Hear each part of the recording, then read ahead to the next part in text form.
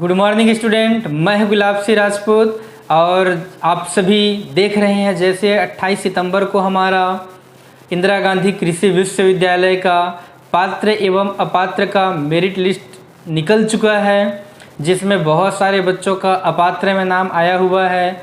उसमें बहुत सारे गलती हुआ है, हो सकता है कहीं पे गलती नहीं हुआ है, उसमें थोड़ा बहुत सुधार की आवश्यकता है। या कुछ बच्चों का मैं ऐसा देखा हूँ कि उनका नाम पात्र में आ चुका है, लेकिन ज़्यादातर बच्चों का शिकायत सिर्फ कृषक सर्टिफिकेट में दिक्कत जा रहा है। उसमें दिखा रहा है या तो कृषक सर्टिफिकेट क्रीमी लेयर नहीं है, या फिर उसमें लिखा हुआ है कि इनका कोई भी 2 क्लास, चाहे 5वीं 8वीं 10वीं 12वीं, ये चारों में से कोई भी 2 बोर्ड है वो ग्रामीण स्कूल से पढ़ा हुआ होना चाहिए। इसकी वजह से बहुत सारे बच्चों का कृषक सर्टिफिकेट में क्वेश्चन मार्क आ गया है या उसमें रिमार्क कर दिया गया है कि आप इसमें फिर से सुधार करिए करके। तो मैं आप लोगों को बताता हूं कि जो कृषक प्रमाण पत्र होता है उसमें सर्वप्रथम पटवारी का और तहसीलदार का सील और साइन होता है, और उनके द्वारा ये लिखा रहता है कि 5वीं 8वीं 10वीं 12वीं में से कोई भी 2 कक्षाएं आप ग्रामीण विद्यालय से पढ़ा हुआ होना चाहिए। अगर आप नहीं पढ़े हुए हैं तो आपका कृषक सर्टिफिकेट रिजेक्ट हो जाएगा, और अगर आप पढ़े हुए हैं तो वो आपका मान्य होगा। लेकिन कई बच्चे 5वीं 8वीं 10वीं 12वीं में भी राइट टिक किए हैं कि हम चारों स्कूल पूरा ग्रामीण विद्यालय से पढ़े हुए हैं, लेकिन उनका कृषक सर्टिफिकेट इंदिरा गांधी कृषि विश्वविद्यालय की तरफ से रिमार्क कर दिया गया है कि रिजेक्ट कर दिया गया है। तो हमको उस चीज़ में सीरियस ध्यान नहीं देना है, उसको आप इग्नोर कर दीजिए। अगर हमारा नाम मेरिट रैंक में आता है तो अच्छी बात है, या कृषक सर्टिफिकेट हमारा काम आता है तो अच्छी बात है। लेकिन अगर कृषक सर्टिफिकेट हमारा काम नहीं आया तो उसमें घबराने टेंशन होने की बात नहीं है कि हमको ये नहीं सोचना है कि अब हमारा काउंसलिंग में सिलेक्शन हो पाएगा नहीं हो पाएगा, हम काउंसलिंग में भाग ले पाएंगे नहीं ले पाएंगे, इतना हमें चिंता करने की ज़रूरत नहीं है। अगर हमें दिक्कत होगा तो सिर्फ कृषक सर्टिफिकेट में ही दिक्कत हो सकता है, और वो अगर हम जमा नहीं करेंगे तो भी चलेगा, वो कंपलसरी जमा करना जरूरी नहीं है। और दूसरी चीज़ कि कृषक सर्टिफिकेट का 100% बेनिफिट मिले ऐसा भी नहीं है, बेनिफिट मिलता भी है, बेनिफिट नहीं मिलता है। एक कॉलेज में जो 2 सीट होता है वो कृषक परिवार के बच्चों के लिए होता है। अगर उसका बेनिफिट आपको मिल जाता है तो अच्छी बात है, नहीं मिलता है तो उसके लिए घबराने की परेशान होने की बात नहीं है। ये था पात्र वाले बच्चों की बात कि पात्र वाले बहुत सारे बच्चों का सिर्फ कृषक सर्टिफिकेट में दिक्कत गया हुआ है। यह एक दिक्कत ये गया है कि आप 10वीं 12वीं का अपना रिजल्ट का अपलोड तो किए हैं, लेकिन कैसा अपलोड किए हैं, मोबाइल से फ़ोटो खींच करके डाल दिए हैं। जबकि फॉर्म भरे थे उस समय साफ साफ लिखा था कि आपको PDF बना करके स्कैन करके आपको अपलोड करना है, लेकिन हम लोग अच्छे से स्कैन करके नहीं अपलोड किए थे, इसलिए हमारे किसी कारणवश रिजेक्ट कर दिया गया है। तो आप अपने एक बार ID पासवर्ड से फिर लॉगिन करिए और उसका डिटेल देखिए, समझिए कि उसमें डिटेल क्या दिखा रहा है। और अगर समझ नहीं आता है तो मैं आप लोगों को एक छोटा सा एक वीडियो बनाया हूँ, इस वीडियो को शुरू से अंत तक ज़रूर देखिएगा। जैसे किसी बच्चे का अपात्र में नाम आता है, अगर अपात्र में नाम आता है तो उसका सुधार कैसे करते हैं, चलिए मैं आप लोगों को वीडियो के माध्यम से बताता हूं। सभी बच्चे ध्यान से देखिएगा और अपना फॉर्म आप स्वयं सुधार कर सकते हैं। बस उसमें ध्यान ये दीजिएगा कि आपको स्कैन करके PDF बना करके अपलोड करना है, सिर्फ फ़ोटो खींच करके अपलोड नहीं करना है, नहीं तो पुनः हमारा रिजेक्ट हो जाएगा। मैं 2 मिनट और आप लोगों को डिटेल बता देता हूं आगे की प्रोसेस के बारे में कि हम 3 तारीख शाम को 5 बजे तक का अपना डॉक्यूमेंट अपलोड कर सकते हैं। उसके बाद 7 तारीख को हमारा फिर से पात्र का सूची निकलेगा, एक मेरिट रैंक निकलेगा कि हमारा इतना नंबर ये रैंक आया हुआ है। उसके बाद 8 तारीख को फर्स्ट काउंसलिंग का सीट आवंटन होगा। आपके मोबाइल पे मैसेज आ जाएगा कि आपको ये कृषि महाविद्यालय मिला है, और अगर आपके मोबाइल पे मैसेज नहीं आता है तो आप ये मान के चलिएगा कि आपको फर्स्ट काउंसलिंग में सीट नहीं मिला हुआ है, फिर आपको सेकेंड काउंसलिंग के लिए इंतज़ार करना होगा। क्योंकि बहुत सारे बच्चे घबरा जाते हैं कि हमारा नाम फर्स्ट काउंसलिंग में नहीं आया है, अब हम एग्रीकल्चर कॉलेज में पढ़ पाएंगे या नहीं पढ़ पाएंगे। तो मैं आप लोगों के लिए बता दूं, फर्स्ट काउंसलिंग में अगर किसी बच्चे का नाम नहीं आ पाता है, अगर उसका रैंक ज़्यादा हो जाता है तो वो सेकेंड काउंसलिंग का, थर्ड काउंसलिंग का, उसके बाद मापा काउंसलिंग का इंतज़ार कर सकता है। और second round, third round counselling, मापा काउंसलिंग, ये सब के बारे में मैं पुराने वीडियो में पूरी विस्तार से जानकारी आप लोगों को दे चुका हूँ। और इसी प्रकार मैं आप लोगों को एग्रीकल्चर, हमारे इंदिरा गांधी कृषि विश्वविद्यालय का जो काउंसलिंग चल रहा है, इसकी जानकारी मैं लगातार आप लोगों को दे रहा हूँ और देते रहूँगा। इसलिए मेरे सभी बच्चों से निवेदन है, अगर कोई भी बच्चा अभी तक हमारे यूट्यूब चैनल को सब्सक्राइब नहीं किए होंगे तो सबसे पहले वो सब्सक्राइब करिए। और मैं जितना भी वीडियो डालता हूँ उस वीडियो को आप लाइक करिए, कमेंट्स करिए और शेयर करिए। आपके शेयर करने से हो सकता है बहुत सारे बच्चे ग्रामीण एरिया से आते हैं जिनको काउंसलिंग प्रक्रिया के बारे में नहीं पता चल पाता। वो फर्स्ट काउंसलिंग तो अटेंड करते हैं, लेकिन अगर उसका नाम नहीं आया तो फिर वो सेकेंड काउंसलिंग में मापा काउंसलिंग क्या होता है इसकी जानकारी पूरी तरीके से नहीं ले पाते, उनके तक ये मैसेज पूरी तरीके से नहीं पहुंच पाता है। इसलिए मैं जितने भी वीडियो डालता हूं आप सभी से पुनः मेरा निवेदन है, आप मेरे सभी वीडियो को पूरी विस्तार से देखिए। मैं बहुत सारे क्लास के बारे में भी, जो पीएटी पढ़ाई आगे आप कॉलेज में जाके पढ़ाई करने वाले हैं, या जो बच्चे 11वीं 12वीं कृषि विषय से पढ़ाई कर रहे हैं उसके बारे में भी बहुत सारा वीडियो बनाया हूं। ये सभी वीडियो को आप पूरी विस्तार से देखिएगा, इसमें आप लोगों को बहुत अच्छा नॉलेज मिलेगा। और ज़्यादा से ज़्यादा अपने जितने भी व्हाट्सएप ग्रुप है, फेसबुक है, इंस्टाग्राम है, ये सब में शेयर भी करिए ताकि ज़्यादा से ज़्यादा लोगों तक हमारा ये वीडियो है पहुँच सके। चलिए तो फिर मैं आगे, अगर किसी बच्चे का अपात्र में नाम आया हुआ है तो अपात्र को हम लोग उसका डिटेल फॉर्म कैसे भर सकते हैं, चलिए मैं आप लोग को वीडियो के माध्यम से दिखाता हूं। चलिए, अगर हमारा नाम अपात्र सूची में आया हुआ है तो अपात्र सूची को हम लोग सुधार कैसे कर सकते हैं, जैसे कि मैं पहले आप लोग को बताया था, फिर से एक वीडियो के माध्यम से समझा रहा हूं। तो सबसे पहले गूगल में ये जो मैं सर्च किया हूँ www.igkvmis.nic.in, ये आप सर्च करिएगा। इसके बाद फिर इंदिरा गांधी कृषि विश्वविद्यालय रायपुर जो खुलेगा उसमें आगे आप जाने के बाद इसमें एडमिशन 2020-21 लिखा है न्यू करके, उसको क्लिक करिएगा। फिर यहाँ पे ऑप्शन आएगा आपका यूजी, पीजी और पीएचडी का, तो हमें जाना है यूजी ऑनलाइन काउंसलिंग 2020-21 में। और यहाँ जाने के बाद हमें बीएससी एग्रीकल्चर ऑनर्स और बीएससी हार्टिकल्चर ऑनर्स का देखना है। तो हम लोग BSc agriculture, BSc horticulture honours में जाते हैं। देखिए यहाँ पे लॉगिन का ऑप्शन दिया हुआ है, तो फिर लॉगिन में आप अपना ये रजिस्ट्रेशन आईडी जैसे कि पहले डला हुआ है उसको मैं डिलीट करके दूसरा आईडी डालता हूँ, आप लोगों को पूरी डिटेल दिखाता हूँ मैं। और मुझे नहीं लगता कि अभी तक आप लोगों को कोई पूरा जानकारी बताया होगा कि सुधार कैसे करना है। चलिए मैं आप लोगों को पूरा डिटेल बताता हूँ, वीडियो के अंत तक बने रहिएगा आप सभी। ये रजिस्ट्रेशन आईडी मैं डाल दिया हूँ।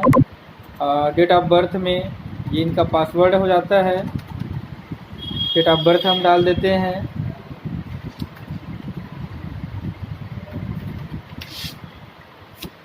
उसके बाद फिर ये जो नंबर दिया रहता है, नंबर डालना रहता है, मोबाइल नंबर ऑटोमेटिक ले लेता है। ये लॉगिन करते हैं।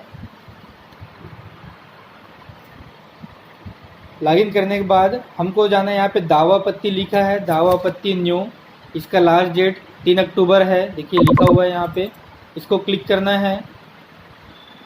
और जब ये खुलेगा फिर यहाँ पे देखिए ऊपर में लिखा हुआ है दस्तावेज सत्यापन स्थिति नॉट एलिजिबल, अपात्र, मतलब इस बच्चे का नाम अपात्र में आया हुआ है। और इसका डिटेल भी लिखा है कि इसने क्या गलती किया है। Incorrect 10+2 marksheet remark, marksheet certificate not attach, मतलब ये अपना 10वीं और 12वीं का जो इसका रिजल्ट है इन्होंने इसको सबमिट नहीं किया था, तो ये इसका इशू आ गया था। तो चलिए हम लोग इसको फिर से अपलोड करते हैं। और अपलोड करने की पूरी प्रक्रिया मैं आप लोगों को वीडियो के माध्यम से बता रहा हूँ, सभी बच्चे देखिएगा अच्छे से। तो फिर यहाँ पे हम लोग सबसे पहले जाएंगे एडिट डिटेल्स में। उसके पहले दावा पत्ती कैसे करें उसका पूरी जानकारी एक बार पढ़ लीजिए सारे बच्चे अच्छे से, कि हमें दावा पत्ती कैसे करना है, क्योंकि हमें लास्ट चांस और मिल रहा है दावा पत्ती करने का। इसके बाद फिर फाइनल जो मेरिट लिस्ट निकलने वाला है वो 7 सितंबर को निकलेगा। सबसे पहले लिखा है आवेदक पत्र के परीक्षण की प्रक्रिया पूर्ण होने के पश्चात अभ्यर्थियों का सत्यापन स्थिति पात्र, एलिजिबल या अपात्र होगी। ऐसे अभ्यर्थी जो पात्र होने की सभी शर्तों जैसे आवश्यक दस्तावेज, आयु, छत्तीसगढ़ का मूल निवास, प्राप्तांक आदि पूर्ण नहीं करते वे अपात्र की श्रेणी में आएंगे। मतलब ये सभी दस्तावेज हमें जमा करना कंपलसरी ज़रूरी है। अगर ये हम जमा नहीं कर पाएंगे तो फिर हमारा नाम अपात्र में आ जाएगा। सभी अभ्यर्थी की भी दो स्थितियां हो सकती है। पहला, सभी दस्तावेज सही और मान्य हैं। जैसे बहुत सारे बच्चों का जिनका नाम पात्र में आया है उनका सभी दस्तावेज सही हैं और सभी मान्य हैं। और दूसरा ये भी हो सकता है कि कुछ दस्तावेज मान्य नहीं भी हो सकता है। दूसरी स्थिति का तात्पर्य यह है कि अभ्यर्थी का कोई दस्तावेज जो पात्रता के लिए आवश्यक न हो, जैसे जाति प्रमाण पत्र, आय प्रमाण पत्र, कृषक प्रमाण पत्र आदि में से कोई दस्तावेज मान्य नहीं है। इस दशा में अभ्यर्थी पात्र तो होगा किंतु उसे संबंधित दस्तावेज का कोई लाभ नहीं मिल पाएगा। जैसे कि बहुत सारे बच्चों का कृषक सर्टिफिकेट में दिक्कत गया है, उसमें क्रीमी लेयर लिखाया हुआ है, या 5वीं 8वीं 10वीं 12वीं में से कोई भी दो क्लास जो इनका ग्रामीण स्कूल से पढ़ा हुआ होना चाहिए, या फिर पटवारी तहसीलदार का सील और साइन नहीं होगा, तो आप लोग घबराने की ज़रूरत नहीं है। आपका फॉर्म रिजेक्ट नहीं होगा। बस आप जो इस श्रेणी में फॉर्म भरे हुए कृषक सर्टिफिकेट वाला श्रेणी में उसका आपको लाभ नहीं मिल पाएगा। बाकी आपका सारा डॉक्यूमेंट सही है, सारा फॉर्म सही है, कहीं कोई दिक्कत नहीं जाएगा। उदाहरण, यह भी अभ्यर्थी अन्य पिछड़ा वर्ग का है किंतु उसका जाति प्रमाण पत्र किसी कारण से नहीं बन पाया है, तो वह आय प्रमाण पत्र नहीं प्रस्तुत कर पाया। ऐसे में अभ्यर्थियों को पिछड़ा वर्ग का कोई लाभ नहीं मिलेगा, वह सामान्य वर्ग से प्राप्त होगा। ये सब सेम प्रोसीजर है। आगे पात्र होने की शर्तें। पात्र किस किस चीज़ के लिए जरूरी है? जैसे 10वीं का अंक सूची हो गया, 12वीं का अंक सूची हो गया, और छत्तीसगढ़ के मूल निवास प्रमाण पत्र में से सभी का सही सत्यापित होना आवश्यक है।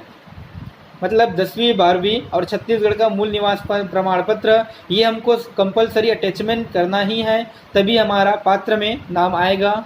दूसरा, 31 अगस्त 2020 तक अभ्यर्थी को 16 वर्ष पूर्ण कर लिया होना चाहिए। ये एक बहुत बड़ी खबर है आप लोगों के लिए। अगर उम्र 16 साल से आप लोगों का कम होगा तो आप लोग पात्र की श्रेणी में नहीं आएंगे। आप लोगों की जो उम्र है 31 अगस्त 2020 तक का, वो कम से कम 16 वर्ष होना ही चाहिए।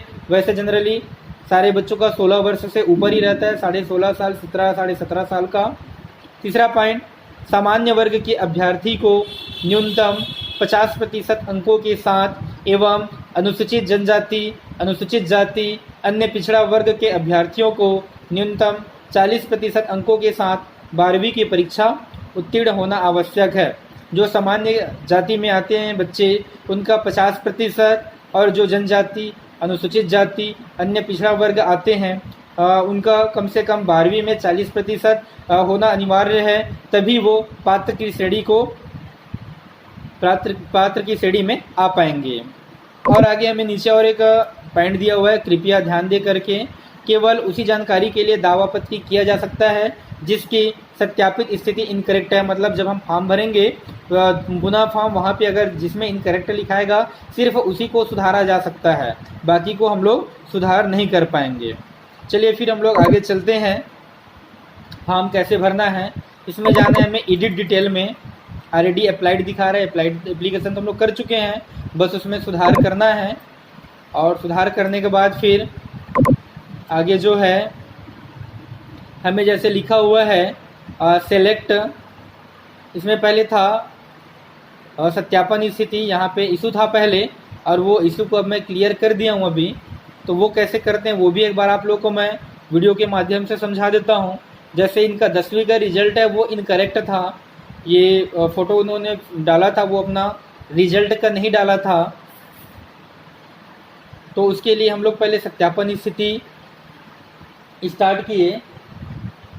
उसके बाद फिर ये हम लोग सेलेक्ट किए हैं, सेलेक्ट में राइट टिक किए। उसके बाद ये हम लोग दावा आपत्ति हेतु दस्तावेज में गए, यहाँ पे अपलोड का ऑप्शन आएगा। अब ये फाइल चूज़ का में हम लोग जा कर के ये फाइल में जाएंगे जहाँ पे हमारा फाइल रखा हुआ है।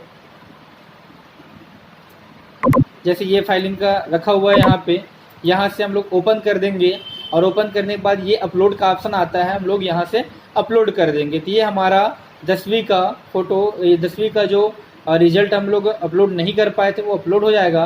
साथ में हमको अपना दावा आपत्ति जो लिखना यहाँ पे लिख देंगे, I put the correct copy of my 10th marksheet. मतलब आप लोग का जिसमें इनकरेक्ट दिखा रहा होगा वहाँ से चूज़ फाइल में जा करके आप अपना डॉक्यूमेंट को कोशिश करिएगा सारे बच्चे पीडीएफ में कन्वर्ट करके अपलोड करिएगा और एक कंप्यूटर से ही फॉर्म भरिएगा, मोबाइल से फॉर्म मत भरिएगा, नहीं तो हो सकता है गलत हो जाएगा। इसलिए सारे बच्चे पास का चॉइस सेंटर या कोई भी कंप्यूटर शॉप में जा करके फॉर्म भरिएगा और इस प्रकार आप अपना पूरा फॉर्म भर सकते हैं।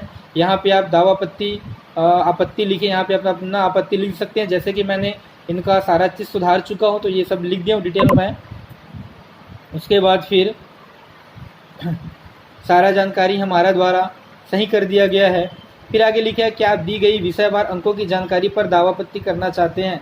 अगर विषयवार अगर इसमें कोई जानकारी चेंजेस करना हो तो हाँ करेंगे, नहीं करना है तो नहीं करना है। तो हमारा जानकारी पहले से पूर्ण है, हमें कोई अलग से सुधार करने की आवश्यकता नहीं है। और ये जैसे नीचे फिर से हमें सेलेक्ट करके सेम प्रोसीजर को फिर से करना है और यहाँ पे भी सेम अपलोड करना है चूज फाइल में जा कर के। और उसके बाद फिर लास्ट में ऑप्शन आता है सबमिट करने का। फिर उससे पहले डिक्लेरेशन दिया हुआ है, मैं घोषणा करता हूँ कि मेरे द्वारा भरी गई सभी जानकारी पूर्णतः सत्य है। विश्वविद्यालय के संबंधित अधिकारियों द्वारा मांग किए जाने पर तुरंत मूल दस्तावेज प्रस्तुत करूँगा। मैं घोषणा करता हूँ कि मेरे द्वारा भरी गई जानकारी असत्य पाए जाने पर मुझे अपात्र घोषित करके मेरा प्रवेश निरस्त किया जा सकता है। और फिर हम यहाँ से फॉर्म सबमिट कर देंगे और हमारा जो अपात्र का जो फॉर्म है वो हमारा फिल हो जाएगा 3 तारीख से पहले। उसके बाद फिर 7 तारीख को हमारा फाइनल मेरिट लिस्ट निकलेगा। तो ये आज आप लोगों को पूरी जानकारी मैं बता दिया हूँ। पात्र की श्रेणी में आप क्या क्या कर सकते हैं, अपात्र की श्रेणी में आप क्या क्या कर सकते हैं। और अगर अभी भी आप लोगों को किसी प्रकार का कोई दिक्कत गया होगा, कोई डाउट गया होगा तो आप लोग मेरे से जानकारी ले सकते हैं और नीचे कमेंट्स बॉक्स में जा कर के आप लोग कमेंट्स भी कर सकते हैं।